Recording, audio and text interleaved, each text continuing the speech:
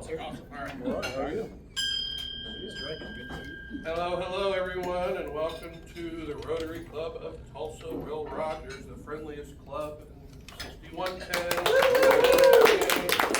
Stand if you're able for the Pledge of Allegiance, please.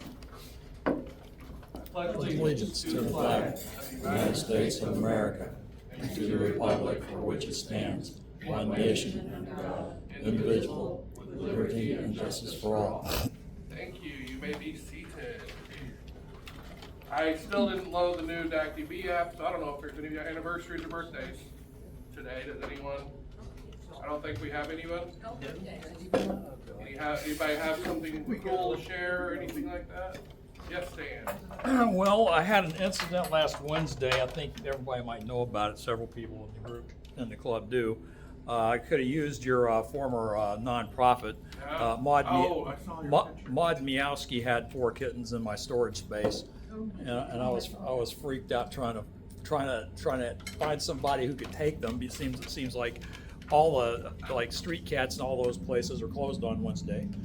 But I ended up, my neighbor down the way got real ugly and called animal control and said he was going to do something ugly, and then they came out and they took care of it. Good.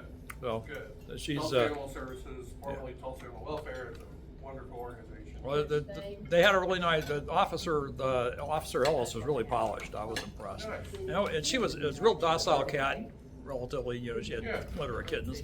That's why she growled and howled, but Well, I'm glad you found a home for it, at least. all temporarily. I'm still on the job hunt, so if anybody's hiring, let me know. Community engagement type stuff is what I'm looking for, not necessarily nonprofit. I don't really have an intro for our speaker today. I emailed her 5 times asking for a bio, and she was just so rude. Oh. What? I don't remember the bio part. Yeah, I sent you at least a dozen emails. Okay. Called, texted, so I won't do that. That's not true. I did put treasurer's reports on the tables. Yes. Everybody wants to look them over, and if you have any questions. Yeah, please, this is the time for that. And before I invite Laura up here to speak, next week, of course, Memorial Day is on Monday. How many people here can be here on Tuesday for lunch? That's a good enough group, I think. Next Tuesday. Yeah, I think that's a good enough group. Okay, we'll go ahead and meet, and I will find us a speaker for that day. I'm trying to get Made Tulsa, which is a little shop downtown that sells locally made products like scarves and earrings and artwork and stuff. Tom and Christine Crow, I'm in communication with them. But knowing that we're going to be here next week, I'll try and get them for that. I think that's all I have, unless there's anything else before I bring Laura up here. All right, Laura, come on up. Thank you. Thank you so much. I'd be embarrassed if you did an introduction. This is my family. I've been asked to talk about the wheelchair experience, the American wheelchair experience, and I'll do that, and then I can talk about other things if you have an interest in other things, Rotary or anything that's out there that you want to know about. Most of you probably know I love to travel, and I don't like to travel alone. So it's hard to find experiences not to do that. And so as a result, when the American Wheelchair Mission information came out, I thought, oh, well, an excuse to travel with Rotarians is perfect. And if you all don't travel with Rotarians, and I may talk a little about Calgary and something I'm doing after Calgary you might be interested in too, it's just a magical experience. My father was a Rotarian, my grandfather was a Rotarian, and when we went on vacations, my father, who observed 100% attendance, would stop at a Rotary Club. And since then, I've done quite a bit of that. I've obviously visited a lot of the Rotary Clubs in 6110. What you may not know is I was a Rotarian in 5750, and my first club was Kingfisher. My second club where I served as president was El Reno, which is a much smaller club than this. And then I joined the Oklahoma City Downtown Club. And there was a man there who did global grants. And I'd love to talk more about global grants someday, but he asked me to be one of his representatives that went out to clubs and talked about global grants. And I said, well, I'm honored you asked, Bob, but I don't have any idea what you're talking about. And he said, I'll send you a PowerPoint. what I found out was that the Oklahoma City Downtown Club not only applies and gets global grants, but whatever global grant they get, the next year they travel to that place to see what it is that they have done.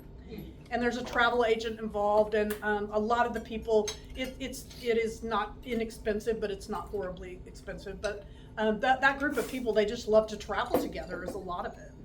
So when I found out about the American Wheelchair Mission, I thought, oh, I'm in, even though, to be quite honest with you, I'm not a big fan of Mexico. I've been there many times, and I like to go other places. Nothing wrong with it. But I guess part of it is I don't like the inclusive resort kind of experience. That's just not my thing. So when I found out they were going to La Paz, not last year, but the year before, I decided to sign up. And at this point, I didn't know as many district people as I do now. And we went down to La Paz. And I think I'll show you the video, and then we can talk about what happens next after that. Where is La Paz? I don't know. Oh. I don't know. It's in Mexico. Oh, I don't know. okay. I don't know. It feels like you're Mexican. About Bolivia. Oh, okay. My house, sure. Okay. The program she had. That was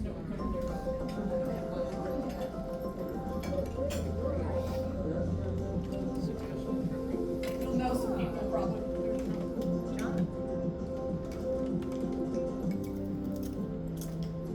Generations of Rotarians are bringing lifelong mobility to generations of families in need. For more than 20 years, Rotary District 6110 has partnered with the American Wheelchair Mission to answer the prayers of countless families, bringing them the gifts of hope, dignity, freedom, and independence in the form of a brand new wheelchair.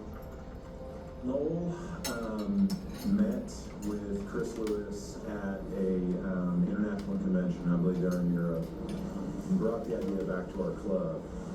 And the idea was a hit immediately, because we love the idea of being able to help people, but also see the recipients and interact with them. That's huge for us. And we did a collection that day at our club, Springdale Rotary Club, and hands just started going up. People wanted to support, put me down for 10 chairs, put me down for 100, put me down for 50. I've never seen anything like that. This is why we do Rotary. This right here is why we do it. We do it to help people. It's people helping people. It's global. And just to be a part of it is an incredible experience. It's just holding hands as an international community. So that's what makes this trip great, is you're gonna meet Rotarians who live in a whole different world, speak a whole different language, and yet have a common bond. More than 20 years after presenting the initial idea to his fellow Rotarians, Noel Morris and his wife Sandy brought their son, daughter-in-law, and granddaughter to Oaxaca, Mexico for a first-hand experience.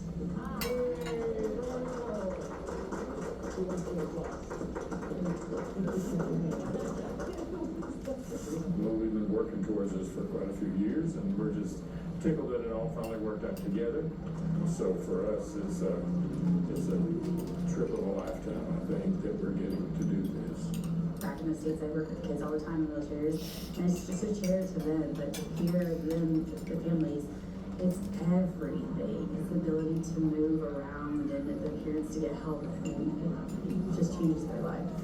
I want the family to understand what we've been talking about for the past 20 years.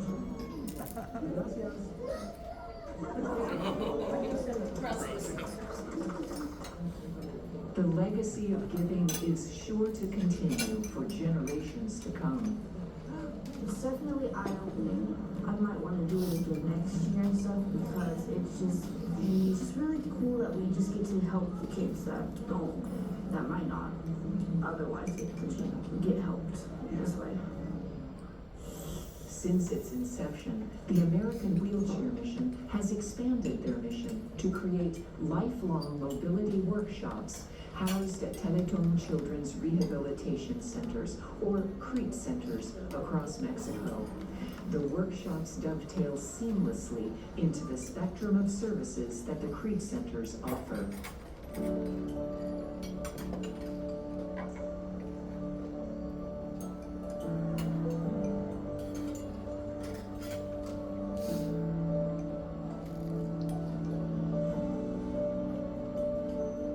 Families bring their wheelchairs to the workshops so that specially trained technicians can customize, repair, and maintain them, extending the life of the wheelchair and ensuring long-lasting, sustainable inclusion in the world. And it all goes back to sustainable independence. It's so important to give people the tools that they need to do things that they want to do for themselves and that they need to do, not to mention the benefit to the family and all of their loved ones. We're trying to give these children the opportunity to have a normal life.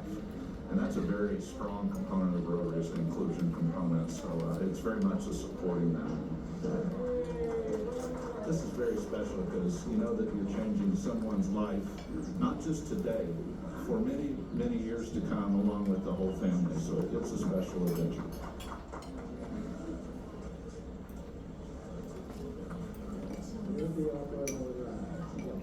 Muchas gracias por su donación, que esta silla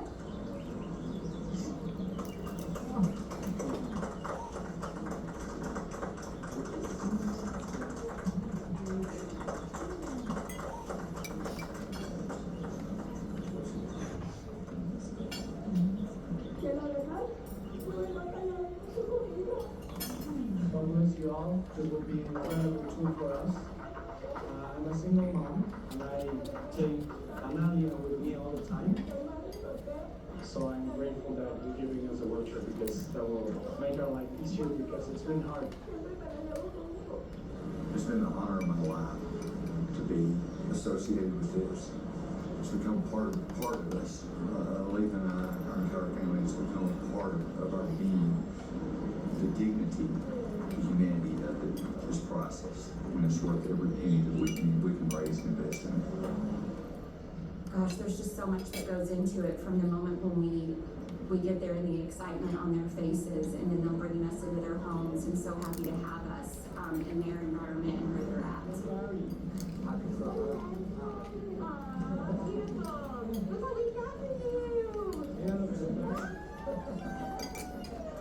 Well, I think that was one of the pieces when I walked in, I could just feel it. We kind of have similar personalities. I have a lot of energy and I could sense that she did too, and we immediately connected. It was just that happiness and joyfulness, and even though she has this disability, you would never know it. From the moment we walked in till everyone left, she was one of us, and I could just feel it. Adios.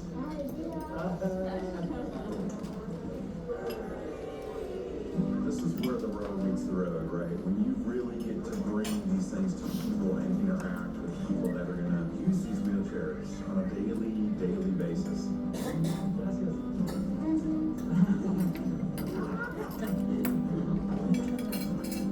So those people that we witnessed the last day or two, that mobility is the first time in their life.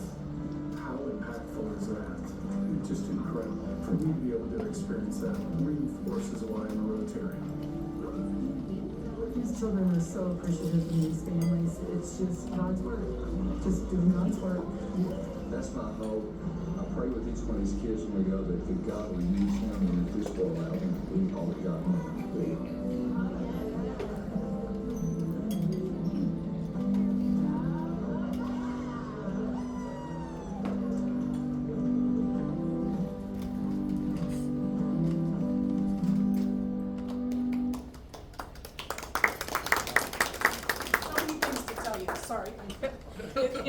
It's life-changing in a way, and I hate it when people say that because we say that so often, but several of the homes we went to did not have running water. They literally have a bucket for a toilet. And I just haven't experienced that in my life. I've been very fortunate in that manner. I can't believe I did this. I wasn't going to do this. And so, you know, I see these mothers who literally carry their children to the grocery store. Or these children have never been to school because they live in these remote areas where they you know, we talk about disabilities in the United States, and we make so many wonderful ways to allow those people to be included. And these children are literally isolated out in the middle of the country. There's no guarantee that they'll ever go to school whatsoever. So there's that aspect of it, no question. There's also the aspect of Rotary. I don't know how many of you ever got to meet Sonia Larimore, but Sonia was an assistant governor in Rotary, one of my best buddies who passed away from cancer about a year ago. But when you literally go and do these things, you get to know people so much better than you do in a club like this. I mean, we're small enough that we all know each other, but you really get to know people in an amazing way. Ricardo, he's the guy that had the microphone that translates a lot. He literally works in the creeks, as they call them. And when you go into one of these institutions, if you will, it's better than any institution that I have toured in the United States of America. It's inclusive, so the family comes and they have clothes and they have food to take home, and they teach these people in rural areas how to do literally physical therapy with their own children, so that they know how to help those children advance physically along the way. And it's so fun. They don't show the pool, but the kids are in the pool swimming.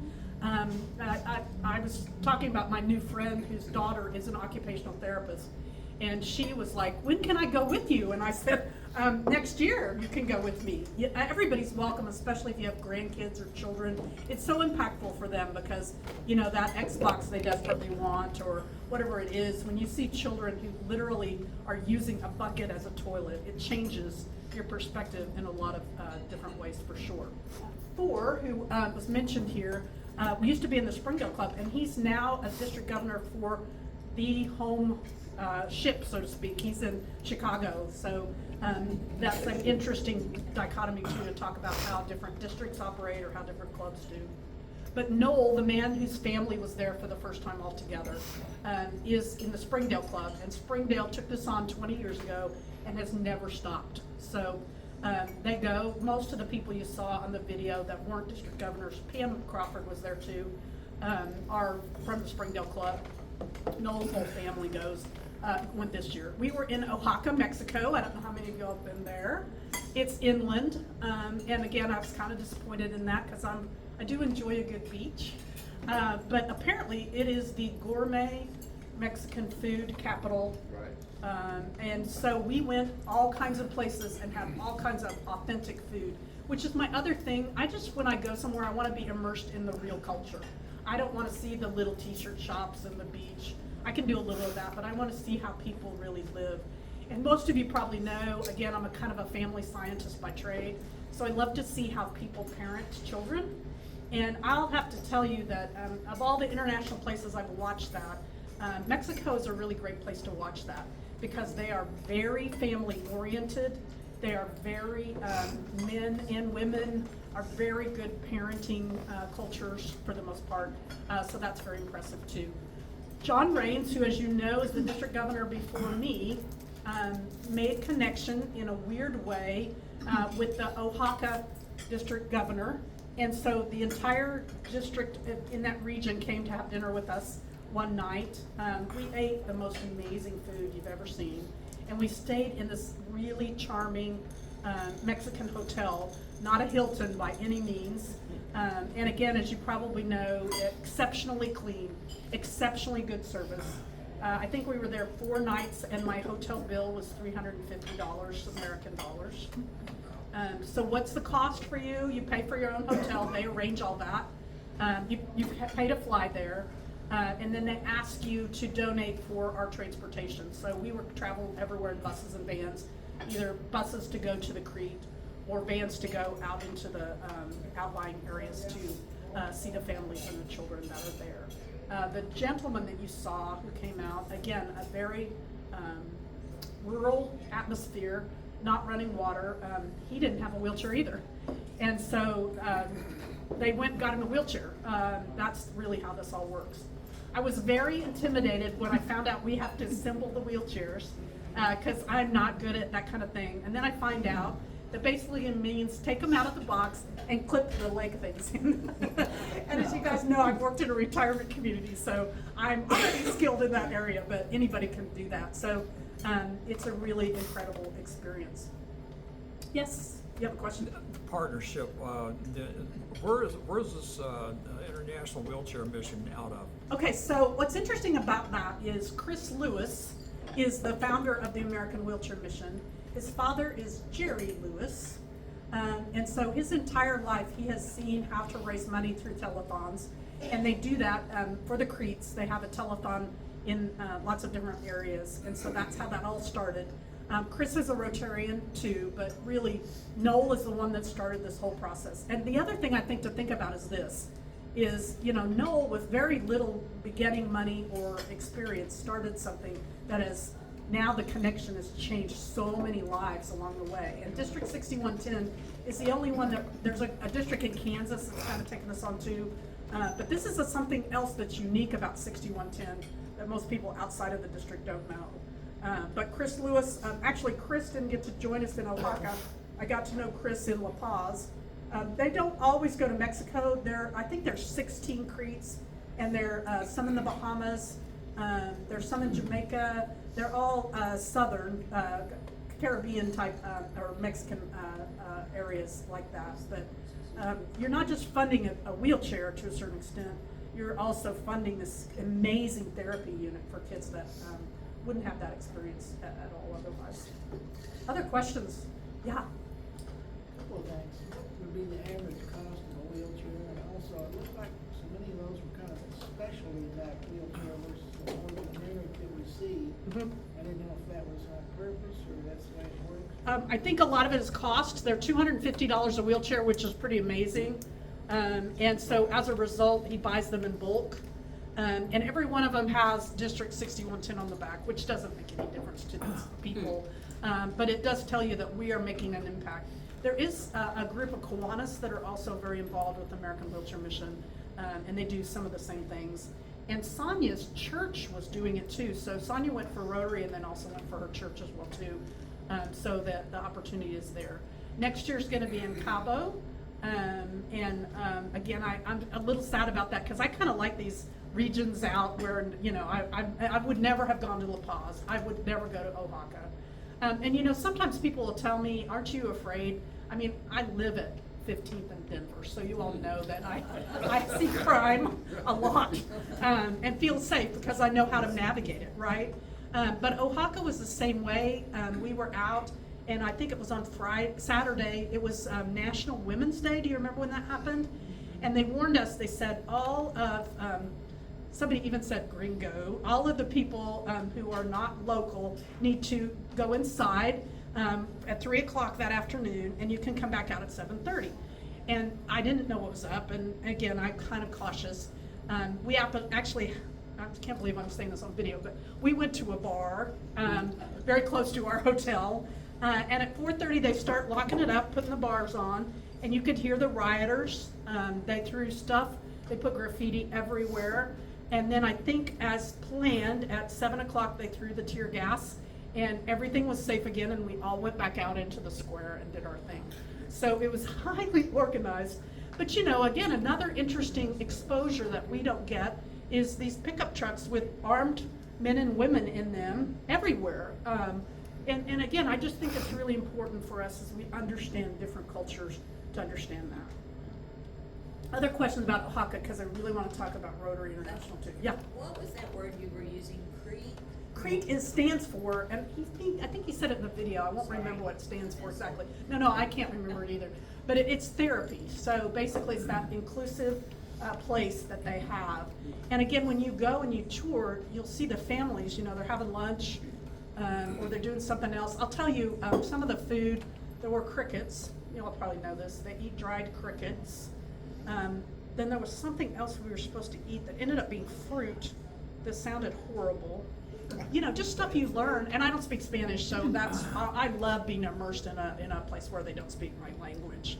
You all know I have a daughter in Germany, so I guess I'm going back to Germany in October. But other questions? It's so amazing. You will see that a lot of people pick up the children and put them in the wheelchairs.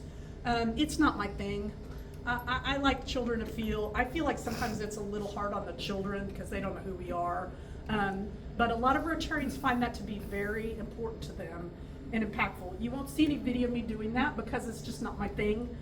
And so I stand back and cheer and clap, and I'll talk to the children. I love to talk to the children, but I just, it's not my thing.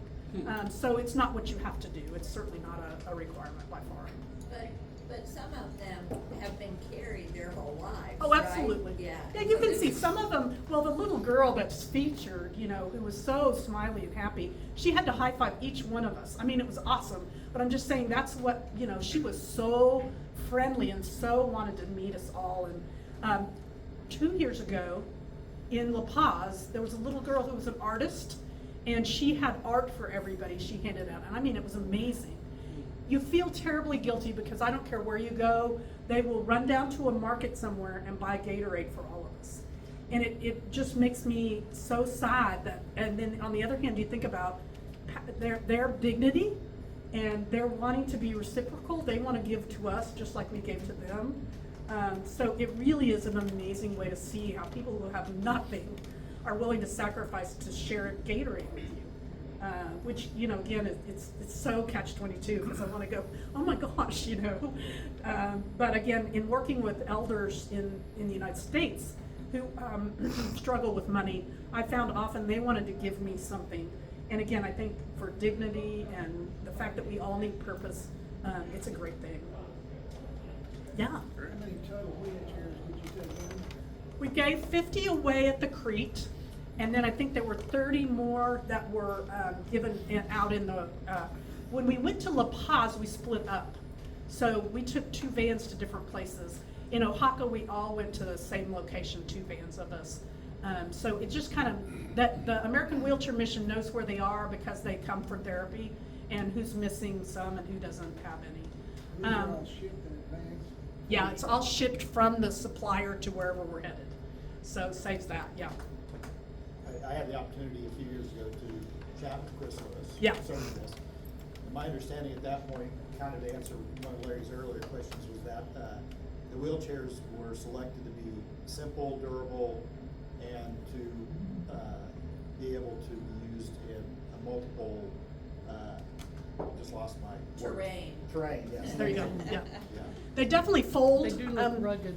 It's like the one I'm used to when I was transporting my dad around places. I could put it in my trunk.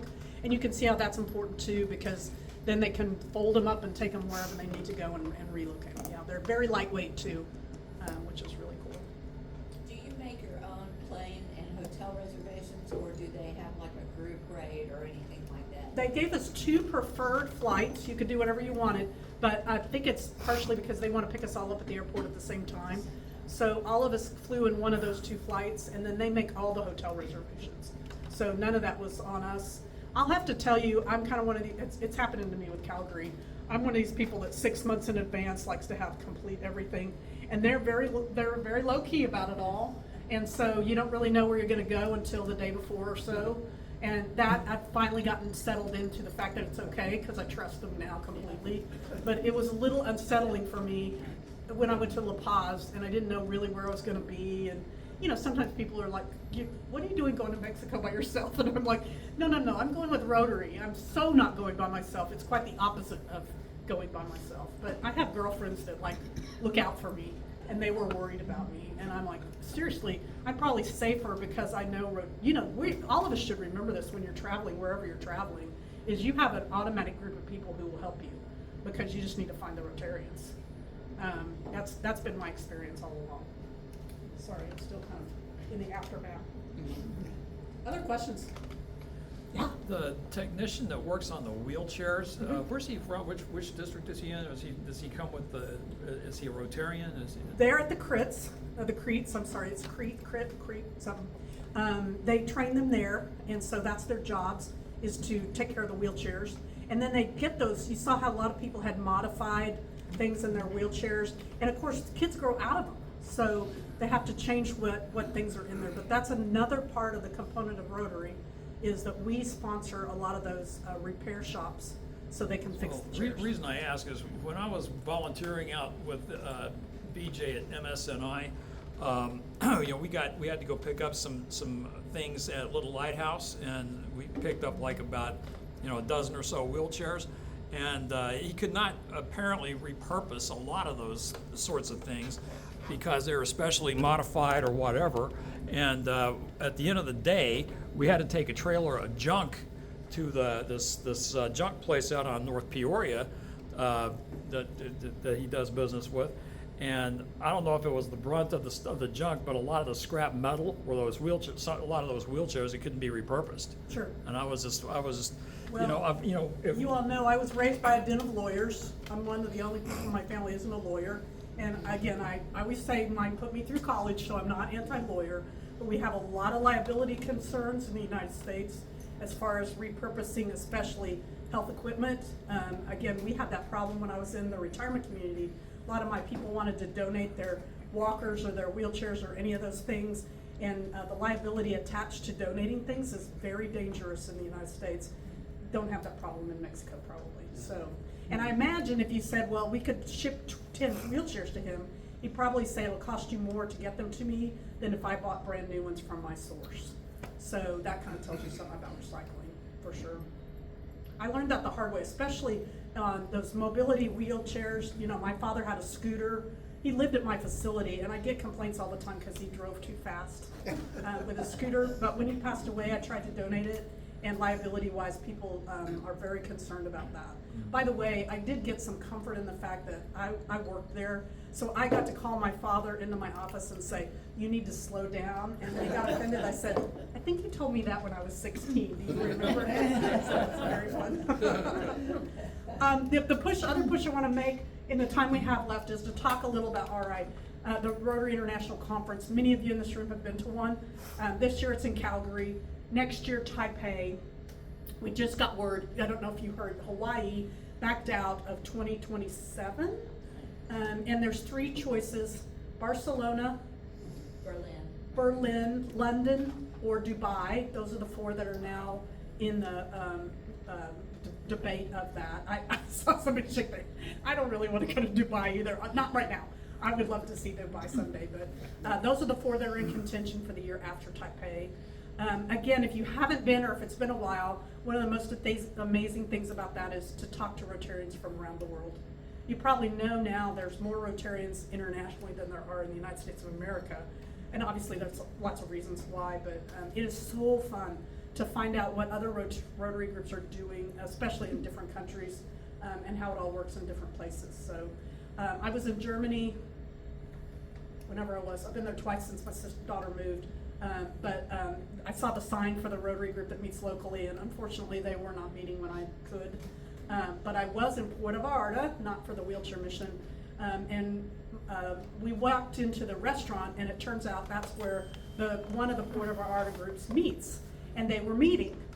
And I had just been named assistant governor, so I just quietly, they hadn't started yet, I just quietly went in and I said, I'm sorry to bother y'all, but I'm a Rotarian and I'm gonna be an assistant governor. And the man stood up and he said, tequila, like that. And then they go get the good stuff, which I learned, if you haven't toured Mexico, the good stuff is so much better than the cheap stuff.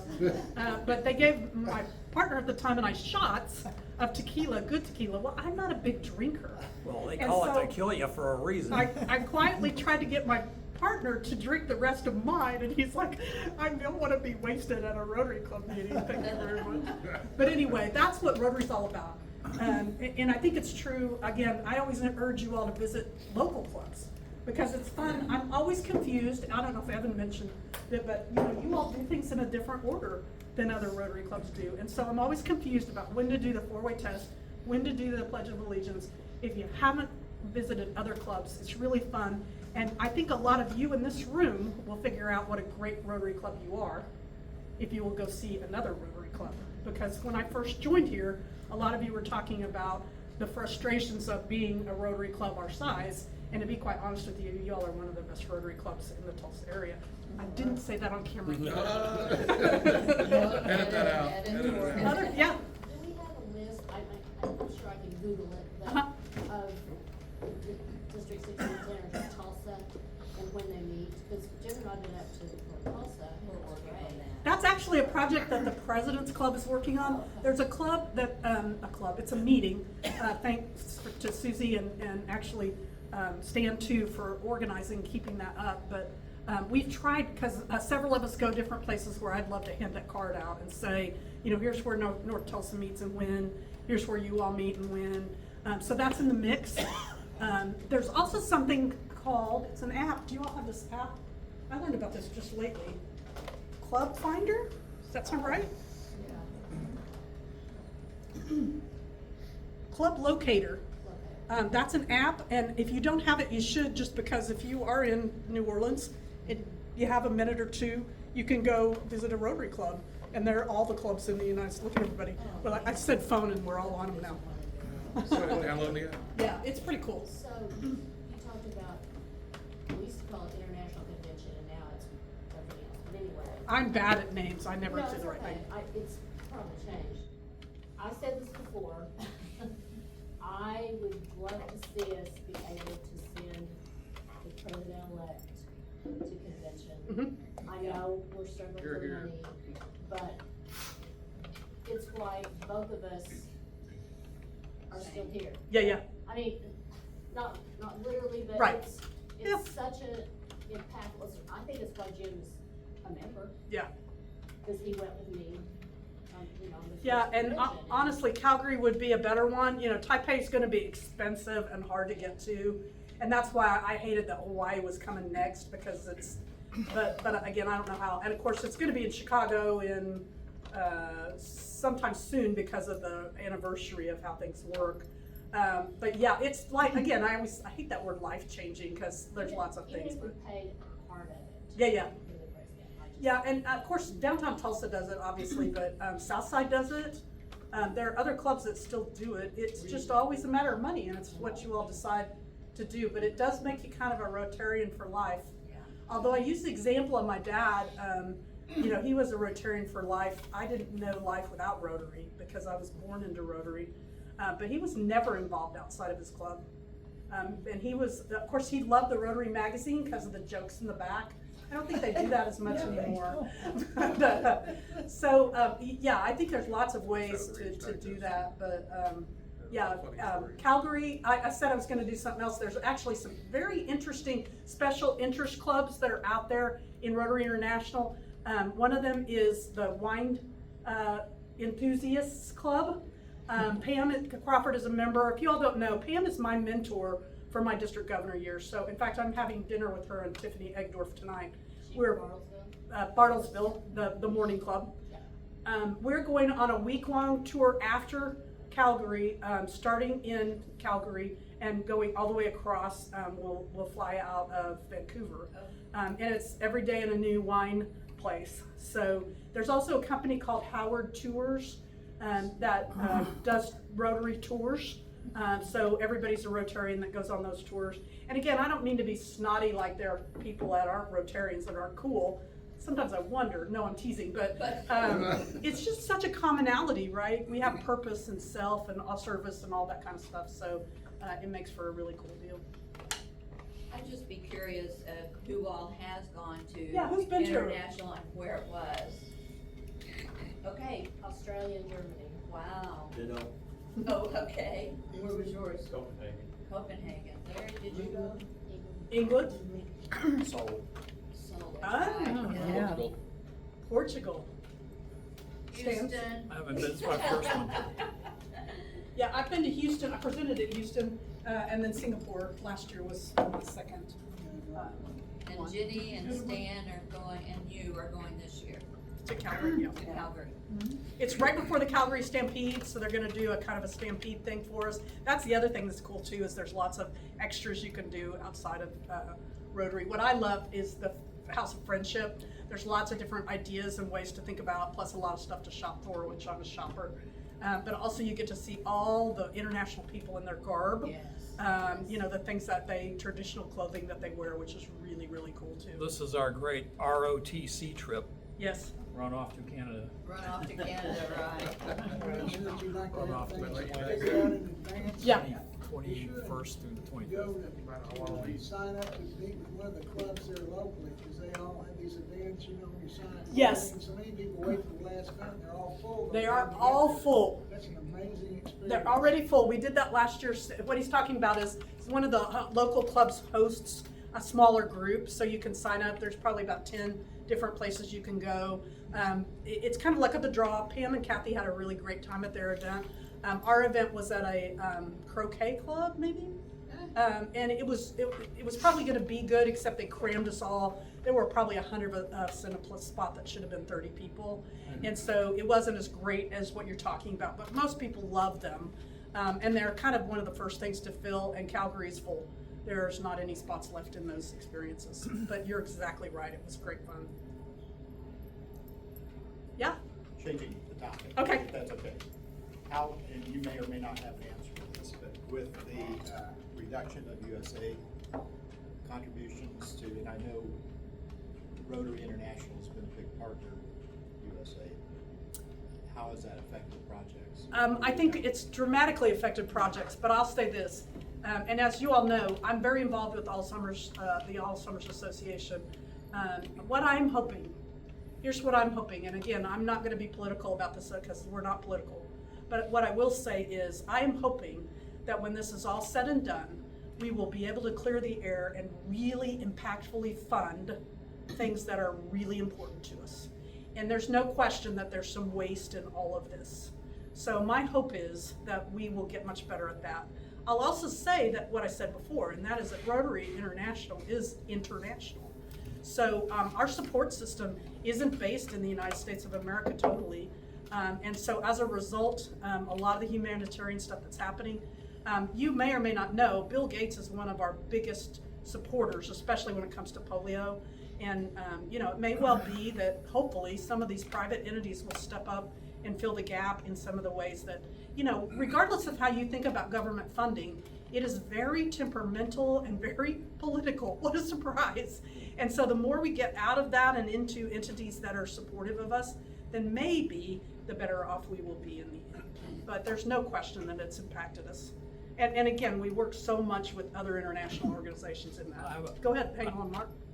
Listening to public radio, I heard the other day, and I wish I knew who the woman was, but she worked for USAID and, laid off or whatever, but people started calling her and offering, I want to offer $2 million to do some of this work. Wow. And she was able to get into the system and pull a partial list of what AID was serving, and they picked out what they want to serve. I mean, millions of dollars. Yeah. Millions. I just have to believe that human beings will jump up and try and help human beings. And maybe in the end, it's not what we all wanted, but it may be that we're better off in the end than we were before. That's how I live with myself on a day-to-day basis. I actually did a little reading on this, and it's mostly the programs in sub-Saharan Africa that are getting cut or getting whatever, and there has, addressing the fraud, I did actually look this up. There has been some, there's just been some totally when people start messing with things they have no understanding of or why, there's a whole lot of good things that go away. But there was one individual in somewhere, Indonesia or somewhere, that was supposed to get a check for a USAID Rotary, or just the USAID program, and for like $100 and some odd thousand, that was found out to be a corrupt something or other, and she ended up dying, and the check was never cut to her. So that was something that actually came out. So there's a lot of the internal departments of the agencies are actually doing their job, it sounded like. Well, I appreciate your time. It's lovely to come talk to you all because you all are my family, and you need to come travel with me. So come on. Thank you, Laura, very, very much. Fantastic. Thank you very much. I cheered up a little bit. Good. Little girl is so precious. All right, if you are able, please stand and join me for our four-way test as we close our meeting today. Is it the truth? Is it fair to all concerned? Will it build goodwill and better friendships? Will it be beneficial to all concerned? And will it be fun? All right, thank you guys. You guys know Bartlesville has a 5? You know what it is? Will there be alcohol? Is there an open bar? Is there an open bar?